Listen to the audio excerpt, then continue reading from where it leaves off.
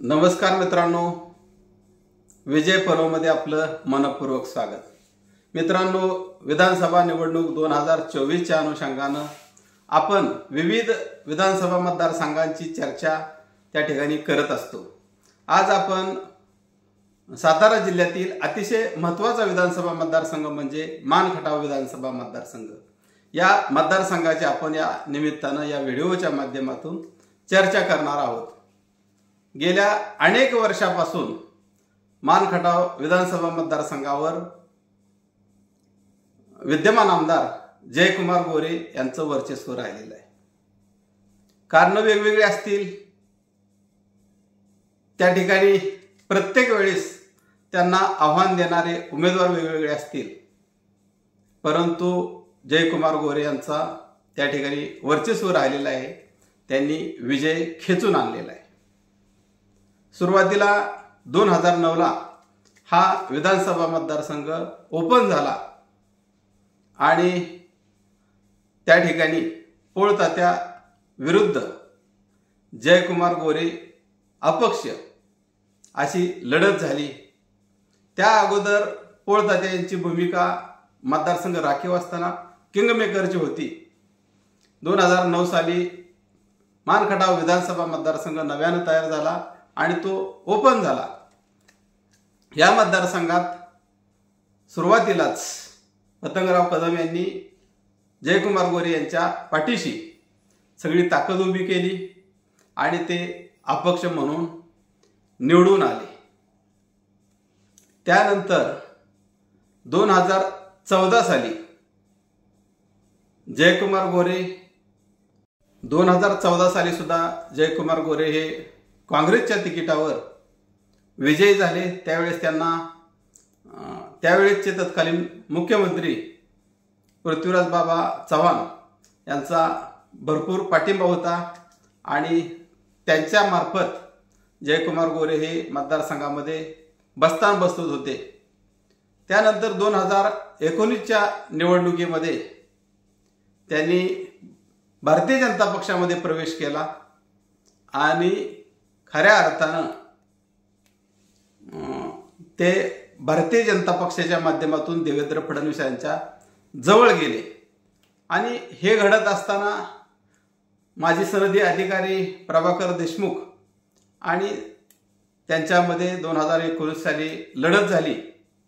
प्रभाकर देशमुख यांनी त्यावेळेस अपक्ष निवडणूक लढवली आणि जयकुमार गोरे यांचे बंधू शेखर गोरे यांनी शिवसेनेकडून निवडणूक लढवली, परंतु खरी लढत ही जयकुमार गोरे विरुद्ध प्रभाकर देशमुख अशी झाली आणि अगदी काटेची टक्कर होऊन फक्त जेमतेम 2,500 ते 3,000 मतांनी जयकुमार गोरे यांचा विजय झाला। परंतु विजय हा विजय असतो आणि पराभव हा पराभव असतो। माजी सनदी अधिकारी प्रभाकर देशमुख साहेब यांचा त्या ठिकाणी पराभव झाला। असं असताना 2024 साली आलेल्या या विधानसभा निवडणुकीमध्ये जयकुमार गोरे विरुद्ध प्रभाकर देशमुख अशी लढत सर्वांना अपेक्षित होती, परंतु त्या मतदारसंघामध्ये चर्चा अशी आहे की रामराजे निंबाळकर यांनी हस्तक्षेप केला आणि प्रभाकर देशमुख साहेबांना उमेदवारी मिळू दिली नाही। आणि यावेळेसची निवडणूक मात्र जयकुमार गोरे विरुद्ध प्रभाकर घारगे जे माजी आमदार आहेत, विधान परिषदेचे माजी आमदार आहेत, त्यांच्यामध्ये होत आहे।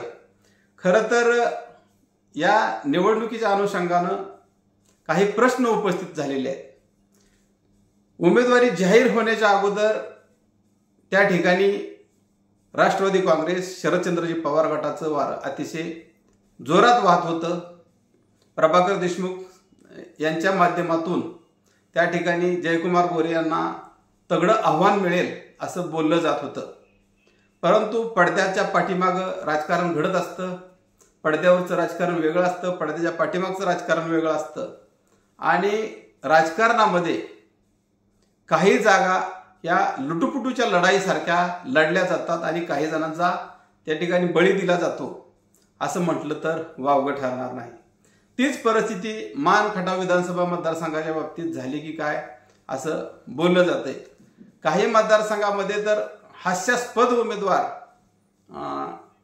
काही राजकीय पक्षांनी आपल्याला त्या ठिकाणी दिलेले दिसून येतात। म्हणजेच पाठीमागं काही 4 जागा तुम्ही जिंका, 4 जागा आम्हाला सोडून द्या, अशी काही सेटलमेंट असते का काय, आणि सर्वसामान्य मतदारांच्या डोळ्यात धूळ फेकली जाते की काय, असं बोलायला कुठेतरी वाव आहे। जयकुमार गोरे यांच्या पराभवासाठी खऱ्या अर्थानं सगळी मंडळी एकत्र येऊन काम करतील आणि मान खटाव विधानसभा मतदारसंघामध्ये यावेळेस परिवर्तन होईल अशी चर्चा असताना मग इच्छुक असलेले जे प्रभाकर देशमुख साहेब असतील, अभयसिंह जगताप असतील, रणजितभाई देशमुख असतील किंवा अनिल देसाई असतील, ह्या सर्वांनी मिळून एक उमेदवार गेल्या वेळेस दिलेला होता। तर यावेळेस नेमकी अडचण काय झाली? ज्या प्रभाकर घारगेंनी राष्ट्रवादी काँग्रेसचं लोकसभेला काम सुद्धा केलं नाही, जे अजित पवार गटामध्ये काम करत होते, त्यांनी ऐनवेळी इकडं राष्ट्रवादी काँग्रेस शरदचंद्रजी पवार गटात प्रवेश केला आणि विधानसभा निवडणुकीचं तिकीट सुद्धा मिळवलं। म्हणजे अशी काय त्यांनी जादू केली की त्यांच्या पदरात तिकीट पडलं आणि जयकुमार गोरे यांचं आव्हान आज कुठंतरी बोललं जातंय की कुठंतरी सोपं झालेलं आहे। म्हणजे ही निवडणूक आता फार मोठी संघर्षाची जयकुमार गोरे यांसाठी राहिलेली दिसत नाही, कारण त्यांचे बंधू सुद्धा यावेळेस उघड त्यांच्या सोबत असल्याची चर्चा मतदारसंघामध्ये होताना आपल्याला त्या ठिकाणी दिसू शकते। जयकुमार गोरे यांनी आपल्या आमदारकीच्या कालावधीमध्ये पाणीदार आमदार म्हणून स्वतःची खूप मोठी जाहिरात केलेली आहे आणि या जाहिरातीच्या माध्यमातून ते मतदारसंघाला सामोरं जात आहेत, मतदानाला सामोरं जात आहेत। परंतु त्यांच्या विरोधात सुद्धा खूप मोठा असंतोष होता। विशेषतः खटाव तालुक्यामधील असंख्य गावांमध्ये पाण्याचे प्रश्न सोडवलेले नाहीत, त्या ठिकाणी निधी पोचलेला नाही, त्या ठिकाणी कोणतीही कामं झालेली नाहीत। येळावी तलावासारखा तलाव असेल, फॉरेस्टचे काय प्रश्न असतील, असे रस्त्यांचे काय प्रश्न असतील आणि सिंचनाचे असंख्य प्रश्न खटाव तालुक्यातले प्रलंबित आहेत। त्या ठिकाणी जयकुमार गोरेंच्या बाबतीत प्रचंड खटाव तालुक्यात असंतोष आहे आणि हाच मुद्दा लक्षात घेऊन कदाचित प्रभाकर घारगे यांना शरदचंद्रजी पवार पक्षाची उमेदवारी, राष्ट्रवादी काँग्रेसची उमेदवारी मिळाली की काय, अशी एक दुसरी शक्यता निर्माण झालेली आहे। पण जर सर्वांनी जर गेल्या वेळेस प्रमाणे एक दिलाने जर काम केलं तर यावेळेस सुद्धा जयकुमार गोरे यांना तगडं आव्हान मिळू शकतं, असंही काही जाणकारांचं मत आहे। परंतु मत असणं वेगळं आणि ग्राउंडवरची परिस्थिती तशी असणं वेगळं, कारण ज्या वेळेस प्रभाकर देशमुख साहेबांची चर्चा असताना त्यांना उमेदवारी मिळाली नाही त्यावेळेस असंख्य कार्यकर्ते नाराज झाले, कारण उमेदवारी त्यांना मिळाली पाहिजे अशी असंख्य राष्ट्रवादीच्या कार्यकर्त्यांची तीव्र भावना होती आणि पवार साहेबांचं सुद्धा तेच मत होतं असं बरेच लोक त्या ठिकाणी बोलताना दिसून येत होते। परंतु पडद्याआड बऱ्याच घडामोडी घडल्या आणि यावेळेस प्रभाकर देशमुख विरुद्ध जयकुमार गोरे हा जो सामना मानखटावमध्ये रंगला असता तो न राहता प्रभाकर देशमुख साहेबांनी आपली तलवार म्यान केली आणि प्रभाकर घारगे विरुद्ध जयकुमार गोरे हा सामना त्या ठिकाणी होतोय। तर तुम्हाला काय वाटतं की मानखटाव विधानसभा मतदारसंघामध्ये यावेळेची लढत चुरशीची होईल आणि खरंच जयकुमार गोरे यांना प्रभाकर घारगे हे आव्हान देतील का आणि जयकुमार गोरे यांचा प्रभाकर घारगे पराभव करू शकतील का? तर कमेंट बॉक्समध्ये नक्की कळवा।